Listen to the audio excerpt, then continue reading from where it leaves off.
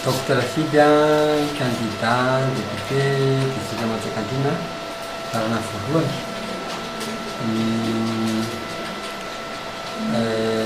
tena moa teo aloha be ny tanàna hatramin'izao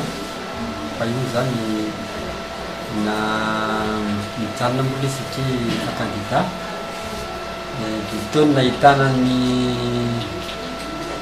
nafana nanakaiky ny vahoaka mahita ny olona mizaka amin'ny olona taraina ny olona hoe inona ny azo atao hifanampiana dia fatram'izany mitsiry hoe indray zany no andraikitra vaovao azo raisina mba ahafahana indray manampy ny olona ahafahana indray mitondra fampandrosoana ahafahana manakaiky an'ireo vahoaka reo zany ahafahana mitondra ny teniny ny etaetany sy ao anatiny satria ny député akoatrany hoe manao lalàna sy mandana fitondram-panjakana dia mitondra zay ilain'ny vahoaka any ambanivohitra le amin'ny tsipiriana ny fanjakana mijery zavatra amin'ny ankapobeny fa le tsipiriana sekoly lalana tetezana famolena tohadrano kely reny dia ny be ny tanàna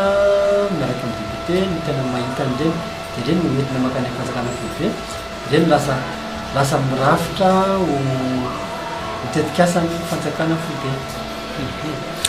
ny viny fampandrosoana zany ho an'ny député dia mifiresahana akaiky amin'ny vahoaka dia izy mahita hoe zao no maharary anay mba mety any zay zany hoe arabaky teny mihitsy zany hoe misy olo vava ny vahoaka mitona zay ty amin'ny foibe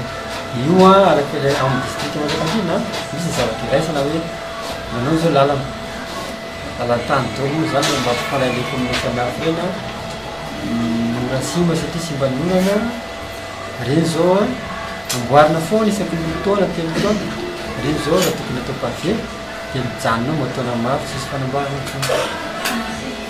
tsisy volamiala isaky ny telo taona zany manamboatra ny foana raha toy zany ohatra ny tsy fandimpanemana dia ino raisana dia zany arahana